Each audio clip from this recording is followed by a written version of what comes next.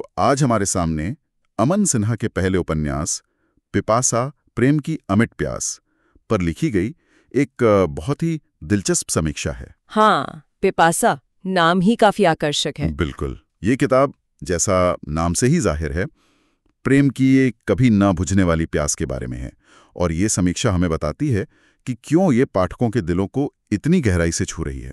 हमारे पास ये समीक्षा लेख है जिसमें पाठकों की मिलीजुली प्रतिक्रियाएं और कुछ आलोचनात्मक नजरिए भी शामिल हैं। अच्छा, तो मतलब सिर्फ तारीफें नहीं, कुछ नुक्ताचीनी भी है? हाँ, थोड़ी बहुत। तो आज हम इसी समीक्षा के जरिए ये समझने की कोशिश करेंगे कि इस उपन्यास में ऐसा क्या खास है, इसकी कहानी का ढांचा कैसा है, लिखने का अंदाज क्या है और पाठकों पर इसका असर क्यों हो रहा है।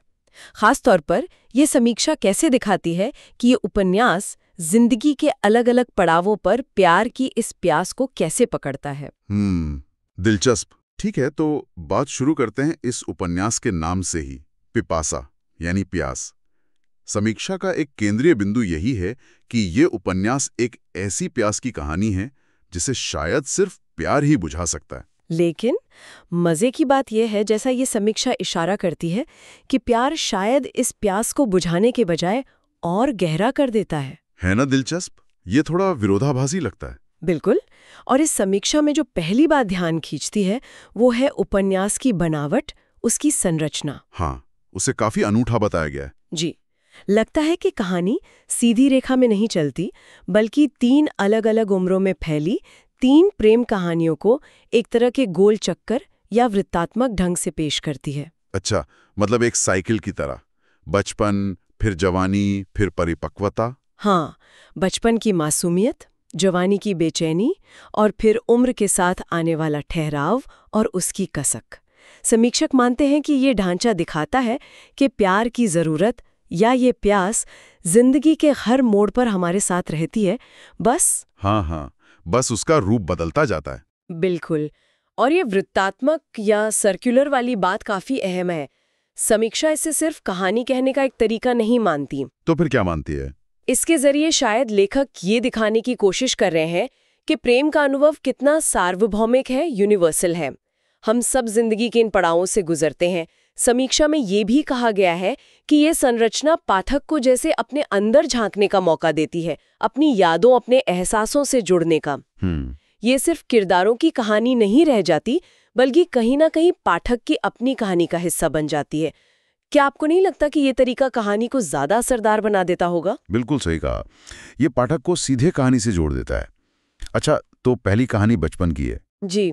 समीक्षा जिक्र करती है कि यहाँ पहली बार प्यार का जो एहसास होता है वो कितना मासूम, कितना पवित्र होता है। कोई लाग लपेट नहीं। हाँ, बिल्कुल कच्चा सा एहसास। छोटी छोटी चीजें जैसे किसी का देखना, मुस्कुराना बहुत गहरा असर छोड़ जाती हैं। समीक्षक ने इस बात पर जोर दिया है कि भले ही उस उम्र में प्यार का मतलब पूरी तरह साफ ना हो, दिमाग उसे पूरी तरह समझ ना पाए, लेकिन दिल पर उसकी छाप एकदम अमिट और स्पष्ट रह जाती है।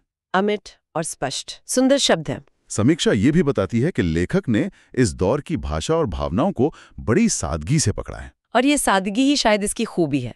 बचपन की मासूमियत को बिना ज्यादा जटिल बनाए दिखाना आसान नहीं होता। सही बात है। समीक्षा के मुताबिक लेखक यहाँ कामयाब हुए हैं, लेकिन फिर कहानी आगे बढ़ती है और किशोरावस्था या जवानी के दौर में दाखिल होती है। यहाँ आकर समीक्षा बताती है कि चीजें काफी पेचीदा हो जाती हैं। अब वो बचपन वाली सरलता नहीं रहती है। हाँ, यहाँ मामला उलझ जाता है। समीक्षा इशारा करती है कि इस हिस्से में दबी हुई भावनाएं हैं, वो प्यार है जो कभी कहा नहीं गया, अधूरी ख्वाहिशें हैं, गलतफहमियां हैं और एक गहरी तड़प है। ये सब मिलकर किरदारों के मन में एक तरह की मनोवैज्ञानिक उलझन पैदा करते हैं। समीक्षक इस दौर के प्रेम को सिर्फ साझा करने वाली भावना नहीं मानते, बल्कि इसे आत्मविलीनता का रूप लेते हुए देखते हैं। आत्मविलीनता मतलब? इसका मतलब शायद ये है कि इंसान अपने ही ख्यालों में, अपनी ही भावनाओं में खोया रहता है, बिना कुछ कहे, बिना कुछ सुने। क्या इस आत्मविलीनता को समीक्षा और खोलकर बताती है? हाँ, समीक्षा इसे एक ऐसी अवस्था बताती है जहां इंसान बाहरी दुनिया से ज्यादा अपनी अंदरूनी दुनिया में जीता है। प्रेम का इजहार करने की हिम्मत नहीं होती, या शायद शब्द नहीं मिलते, या फिर डर होता है कि कहीं रिश्ता बिगड़ ना जाए। बिल्कुल। नतीजा ये होता है कि भावनाएं अंदर ही अंदर घुमड़ती रहती हैं। समीक्षा के अनुसार उपन्यास इस अंदरूनी कश्मकश को, इस तड़प को किरदारों के व्यवहार और उनकी सोच के जरिए सामने लाता है। अच्छा। ये सिर्फ घटनाओं का ब्यौरा नहीं, बल्कि मन की गहराइयों में उतरने की कोशिश है। समझ गया। तो बचपन की मासूमियत से जवानी की सुलझन तक का सफर काफी दिलचस्प लगता है। और फिर आती है तीसरी कहानी, परिपक्वता की। जी। उम्र के इस पड़ाव पर प्यार का रूप कैसा होता है, इस पर समीक्षा क्या कहती है? समीक्षा के मुताबिक यहाँ प्यार में एक ठहराव आता है। उसमें समझदारी दिखती है, त्याग की भावना होती है, एक दूसरे को संभालने का जज्बा होता है। तो मतलब सब ठीक हो जाता है? नहीं, ऐसा भी नहीं। इसके साथ ही एक छिपा हुआ दर्द, एक अकेलेपन का एहसास भी होता है।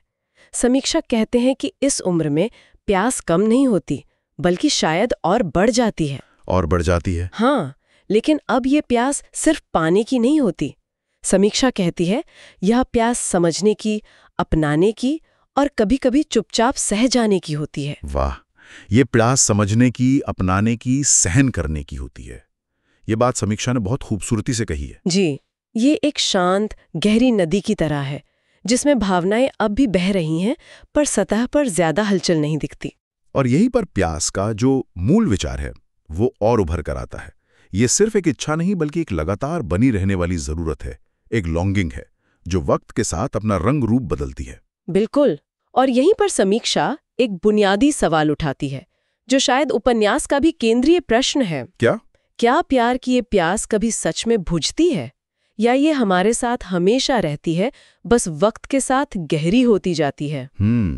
ये तो बड़ा सवाल है। हाँ, ये सिर्फ कहानी का सवाल नहीं है, बल्कि ये हमारे इंसान होने के अनुभव, हमारी इच्छाओं के स्वभाव पर ही एक तरह का चिंतन है। समीक्षा मानती है कि उपन्यास पाठक को इसी सवाल पर सोचने के लिए मजबूर करता है। हाँ, ये वाकई सोचने वाली बात है। अच्छा, कहानी और किरदारों के अलावा समीक्षा भाषा और लिखने के अंदाज के बारे में क्या कहती है?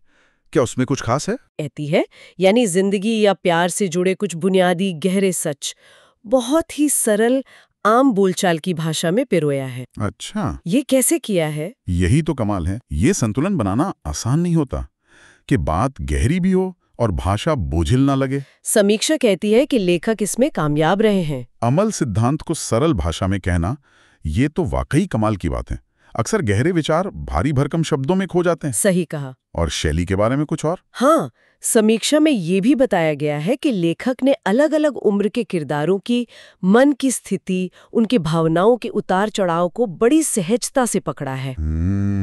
इससे होता यह है कि पाठक चाहे किसी भी उम्र का हो, उसे कहानी में कहीं ना कहीं अपना अक्स नजर आ सकता है। मतलब जुड़ाव महसूस होता है। बिल्कुल। एक और बात जो समीक्षा जोर देकर कहती है, वो है इसका काव्यात्मक अनुभव।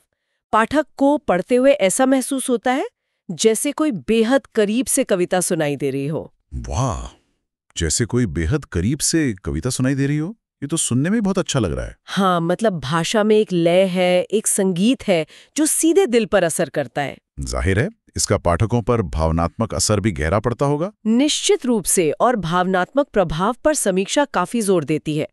इसमें कुछ पाठक प्रतिक्रियाओं का भी जिक्र है, जैसे अमेज़न पर मिली टिप्पणियां।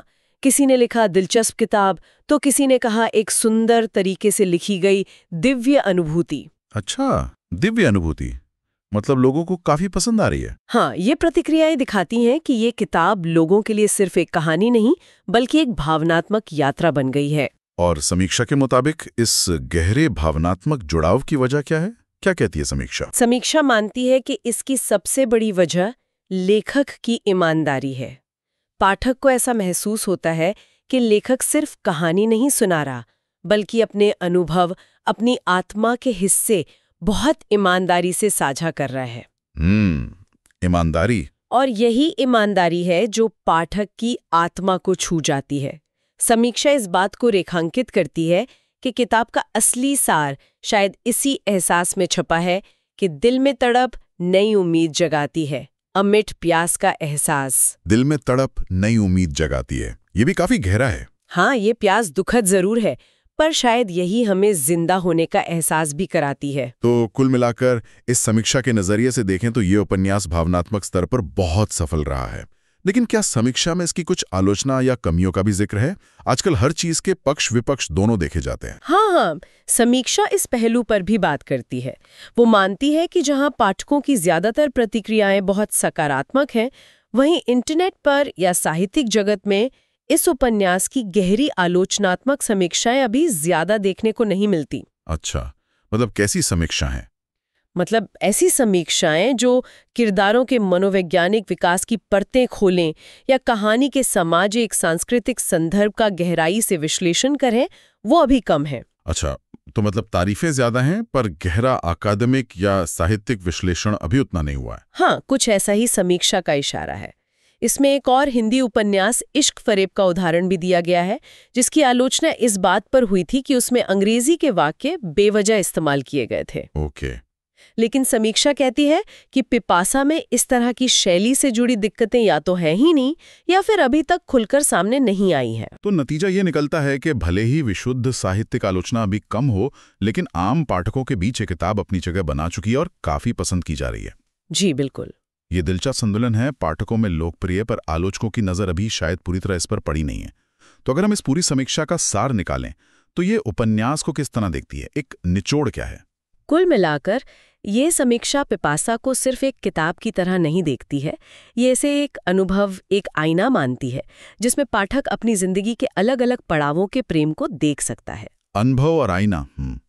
इसे 3 प्रेम यात्राओं का संगम और एक एहसास कहा गया है। ये उन पाठकों के लिए खास तौर पर मायने रखता है जो सिर्फ कहानी जानने से आगे बढ़कर कुछ सोचने पर मजबूर करने वाले आहपल या गहरी समझ की तलाश में रहते हैं। और जैसा कि आपने कहा, समीक्षा का मानना है कि पाठक को लगता है जैसे लेखक अपनी आत्मा का हिस्सा साझा कर रहा है। ये बात इसे शायद और खास बना देती है। बिल्कुल। कल समीक्षा का जो अंतिम निष्कर्ष है वो भी बहुत काव्यात्मक है। वो कहती हैं कि किताब पढ़ने के बाद मन में एक हल्की सी गूंज रह जाती है, जैसे कोई धुन जो खत्म होने के बाद भी कानों में बजती रहती है, जिसे आप अपने अंदर महसूस कर सकते हैं। वाह, ये बहुत अच्छी तरह से कहा गया है। मन में एक हल्की सी गूंज। जी, ये उपन्यास के भावनात्मक असर पर समीक्षा की अंतिम मोहर की तरह है। तो संक्षेप में कहें तो ये समीक्षा पिपासा प्रेम की अमिट प्यास को एक ऐसे उपन्यास के तौर पर पेश करती है जो जिंदगी के 3 अहम पड़ावों, बचपन, जवानी और परिपक्वता में प्यार की कभी ना खत्म होने वाली प्यास को अपने अनोखे गोल घूमते हुए ढांचे के जरिए दिखाता है। हाँ, इसकी भाषा सरल है लेकिन भावनाएं गहरी हैं और इसकी ईमानदारी पाठकों को सीधे जोड़ती है।